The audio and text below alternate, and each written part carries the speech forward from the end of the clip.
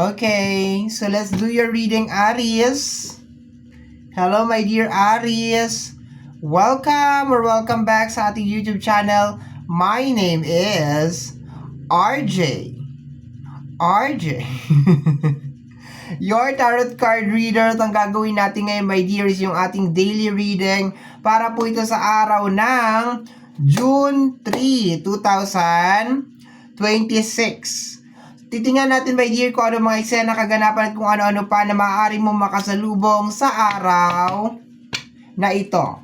Pero bago tayo mag-start ng ating reading, magpapasalamat po muna ako. Maraming salamat po sa ating mga abangers, sa mga walang sawang nag-aabang at naghihintay ng kanilang reading. Thank you very much. Gusto ko rin po magpasalamat sa mga napadaan, napasilip lamang po sa ating channel. Thank you so much for dropping by, and of course, maraming salamat po sa ating mga bagong subscribers. Thank you so much for clicking that subscribe button. Of course, click nyo na rin yung notification bell so you will be updated every time na meron tayong mga bagong uploads. Thank you so much for clicking that subscribe button. And sa pagtitiwala, salamat po. Thank you po. Salamat po talaga. And I hope, my dear, na mag-enjoy kayo dito sa ating channel. Mahanap nyo po kung ano yung mga dapat ninyong mahanap dito sa ating channel. Okay, so let's go na tayo. Tinatabi ko, my dear, dito sa gilid kasi pag nag-shuffle ako, makikita ninyo yung card. Okay, let's go tayo. Aries, tanging hiling at dasal ko po sa ating buong may kapal ng mga readings na ginagawa ko ay nakakatulong po sa ating lahat. Let's go, my dear. Pwede ako mag 8 cards ngayon.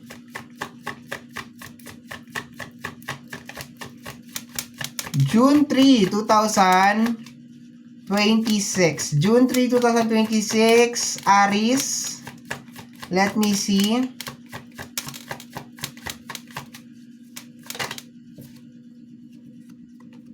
We have here the Sun card. Kasama ng ating Sun card is the High Priestess. Wow, powerful. Okay.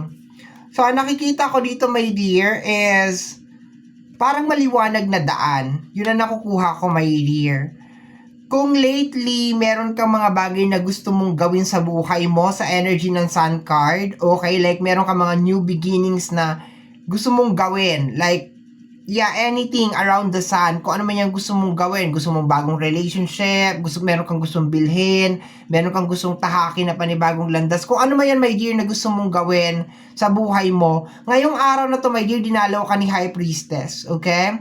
So, the revelation, my dear, yung mga gumugulo sa iyo dito sa decision making na gagawin mo, my dear, dito sa new beginning, okay? Dito sa new beginnings na gagawin mo, my dear Aries, dinalaw ka ni High Priestess, okay?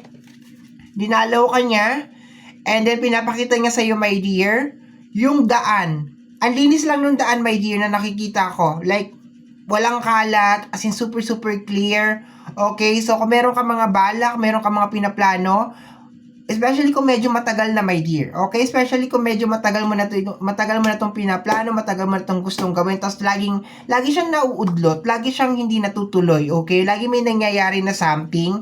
So, sinasabi dito, my dear Aries, na sa araw na to, maliwanag ang mga sign, okay? Or clear, as in clear ang daan, okay? Super clear, okay? Wala na yung mga illusion, wala na yung mga confusing na energy, okay? That's what I'm getting from that card. Ang ganda. Let me see.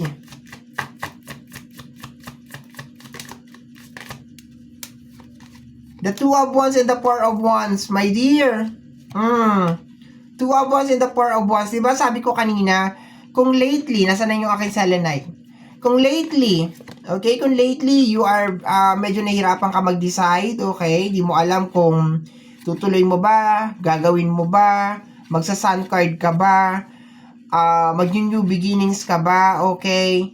Ang nakukuha ko dito, my dear, is today is the day na talagang itutuloy mo na kung ano man tong bagay na to, okay. For some of you, baka mag-I do ka na, 'di ba? Kasi parang may kasal ako narinig dito. I can hear sa mga bells, okay? Parang may mga bells ako nakukuha. So there's a tendency na baka meron mga mag-I do ngayong araw na to na, yes, I do, I will marry you, yung mga ganyan, okay? Pero sa mga hindi naman sa kabilang side naman is possible na may kinalaman sa stability. Okay, stability ng buhay, or baka meron mga magkakaayos ngayon sa loob ng relationship. I love the energy, okay? My dear, if you are looking for any color, yellow. I can feel the energy of the yellow is popping up sa ating reading. Like yellow, okay? If you are looking for a color, yellow. And number 2. 2. Number 2 or 22, my dear. Okay. Ayan, if meron ka mga numbers over there, okay? Also number 19 sa energy ng ating sun card. This is the pang number 19 na card, energy ni Leo. Okay?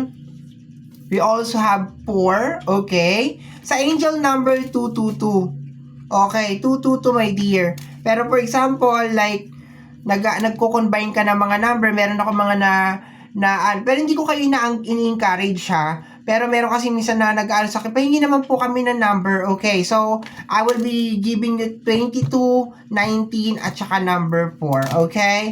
So, that's what I'm getting. Let me see, my dear. Paghiwalayin ko lang. 8 cards lang tayo. Let me see. Next card. The Justice card, okay? Justice card.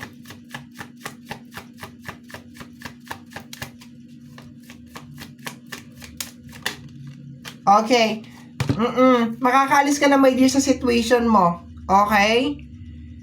Number 11, Justice card. Number 8, okay? If you are 11, 8, if you will combine it 20, okay? 11, no. 19. No, 19. Tama ba ako? 8 plus 11. Tama, 19. 19 is the sun card, my dear. Okay? Medyo nag-aaral na kasi ako ngayon ng mga numerology. Okay, mga number, my dear. Okay, para ma-matchy-matchy ko siya. Okay? So, ayan, number 19. My dear, may new beginnings na mangyayari ngayong araw na to. Okay? Claim mo yan. Type mo yan sa baba. Claim it. Okay? And if lately nagpa-pop up, my dear, yung 222 or yung 111, my dear, okay? Or yung yes, or napapanood mo to mga around 11 a.m. or 11 p.m. Yeah, that is a sign. Ang daming double number, my dear. You see this? 1, 1. Okay? You see the isa. Okay? It's more on parang balance na energy. Okay? That's what I'm getting. Tingnan mo rin to. Ang daming 1. Ang daming pa ganon, no? Parang new beginnings talaga to para sa iyo, my dear Aries, today. And dito naman sa energy na to, if lately nasa energy ka ng trap card, kung kunyari like meron kang problema, meron nangyayari sa'yo, this is the day, my dear, na makakaalis ka na sa situation na yan. Okay? Tatlong major arcana, energy ni Leo, energy ni Pisces, energy ni Libra is over here. Okay, let me see. Ganda ng energy, my dear. I love it. So far, I love the energy. Hindi na ninyo nakikita yung isa. Okay, basta nandito lang siya. Dito ko lang ilalagay, ha. Kasi hindi tayo masyadong sakop talaga ng frame. Hindi tayo naka wide angle. Okay, we have here the energy of the 6 of sword. Okay. 6 of sword. May magkakaayos talaga, my dear. Nakukuha ko. Sa relationship, may magkakaayos, my dear, may magkakaayos. That's what I'm getting. Or meron mapapatawad. Okay, ay, bakit ginanyan ko? May mapapatawad, my dear. Kasi ito yung natin kanina eh. May mapapatawad, may magkakaayos, may magkakabate. I can also see, my dear, na meron ding mga mag-I do ngayong araw na to. Like, I do. Will you marry me? Yes, I do. Yung mga ganon. Okay? Kung lately medyo nag-hesitant ka na Sasagutin ko ba siya? Like, papakasalan ko ba siya? Sinasabi my dear ng card na to na, yes, okay, mayroon mga magkakaayos, mayroon mga magkakabati, at saka mayroong mga mag-I do ngayong araw na ito. Okay. Tingnan natin, my dear. Kasama ng ating last card na to, my dear. This is the last card. 8 cards lang tayo ngayon. May mga nagtatanong bakit daw ganun, paiba-iba daw ako ng reading. Hindi talaga ako nag-i-stuck sa iisang reading, no? Kung mag-i-stuck man ako, pag pakiramdam ko hindi na ako komportable sa isang reading, nagpapalit na talaga ako ng reading, my dear, no? Kahit araw-araw magpalit ako ng reading, marami ako naka-stuck na reading, my dear, okay? Pero pag nagtagal naman ako sa isang reading, ibig sabihin nun, is nag-enjoy pa ako sa reading na yon or hindi pa ako nakakaramdam ng something off, okay? Let me see, my dear. Ganun talaga. Pag tarot card reader ka, dapat papakinggan mo yung intuition mo kung ano sinasabi sa'yo ng intuition mo. Magpalit ka ng reading ngayon. Subukan mo tong reading na to. Ganon.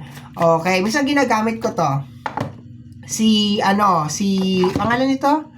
Si Capre, no? Pinangalanan ko to si Capre kahapon, no?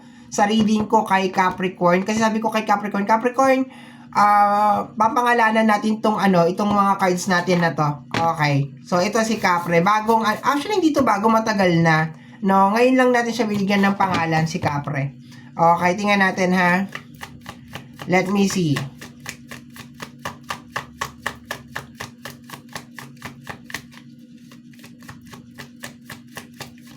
Oops, ang dami. Wait lang, relax lang tayo.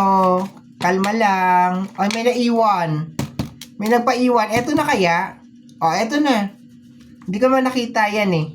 Bottom deck of the card is the energy of the Queen of Pentacles. This one is the energy. My dear, makakaalis ka na sa isang sitwasyon. I like it. Makakaalis ka na sa isang sitwasyon. Okay, you will be getting out of that situation. Meron kang angel number 444. Okay, over here. Angel number 44. Angel na, ito din, 4 plus 4, 8. Okay, 8 of sword. Okay, so makakaalis ka na nga talaga sa energy ng trap card. Partner ng ating justice card. Congratulations, my dear. I'm so happy. Okay, kasi bakit dinalaw ka ni High Priestess eh? High Priestess visited you. Binigyan ka talaga niya ng clear. Alam mo, nung nakita ko si High Priestess, alam mo, nakita ko, daan na napakalinis. As in, ang ganda ng daan. And then, although wala naman siya dito, pero nakikita ko parang may daan papunta kay Sun. Tapos, parang siyang temperance. Wala tayong temperance over here sa ating table, pero parang temperance card yung nakuha ko sa energy ng Sun card. So, parang sinasabi, my dear, that your journey will be starting today. And yan nga, di ba? Sabi ko meron mga mag-I do, meron mga mag-yes. Okay, so your new journey is mag-i-start today. And yung pag-alis mo sa energy ng trap card, we have here dalawang 444, 44, okay? Okay, 4 plus 4 equals to 8, ayan. So, makakaalis ka na dyan sa sitwasyon na yan. And, ayan, okay na siya. Okay, hindi nga lang to my dear, kasi kung temperance yung nakita ko na parang daan na malinis na merong araw. Ang temperance kasi, my dear, although wala naman yung temperance dito, pero papaliwanag ko pa rin. Ang temperance kasi, my dear, is more on balancing balancing kung ano yung dapat i-balance. And yung energy ng pag-asa or ng hope na makakarating ka dun sa finish line by doing this certain balance, okay? So, yun. Meron ka rin 222. Connection din ng energy ng balance. So, there's a tendency, my dear, na habang nilalakbay mo tong journey na to, my dear, marami pang mangyayari. Pero, ang kagandahan lang dito is hindi ka na-stuck. Wala ka na dito sa energy ng trap card, my dear. Wala ka na dito. Dito, my dear, sa energy ng Queen of Pentacles bilang bottom deck of the card, okay, this is more on mga panibagong pagkakakitaan. Pwede, my dear. Mga problem na may kinalaman sa usapin ng financial will be solved, okay? Kung may ko-connect ko naman to dun sa sinabi ko na may mga parating pang mga challenges along the way, possible na may kinalaman pa rin sa pera yon. Pero, huwag tayo masyadong mag-focus dun, my dear. Sa mga susunod na araw na lang natin i-tackle yun kasi everyday naman tayo merong upload. Doon na lang tayo mag-focus, my dear, na nakaalis ka na doon sa energy ng trap card and hindi na magulo yung utak mo. maliwanag ng iyong vision, okay, alam mo na yung gusto mong gawin, hindi ka na nag-uurong sulong, and that is very, very nice. Wow, overcome mo na isang challenge, my dear, sa buhay mo. Makakaalis ka na talaga sa trap card. Congratulations, okay? So, my dear Aries, yan ang nasagap at nakita natin para sa araw na to. May naman tayo. June 3, sorry naman, may jet lags pa ako ng May. Okay. June 3, 2026. Kagaya po ng sinabi ko, my dear, dun sa bandang unahan ng ating video, tanging hiling at dasal ko po sa ating buong may kapal na ang mga readings na ginagawa ko ay nakakatulong po sa ating lahat. Maraming salamat po. Thank you, my dear. Bye-bye. Mwah.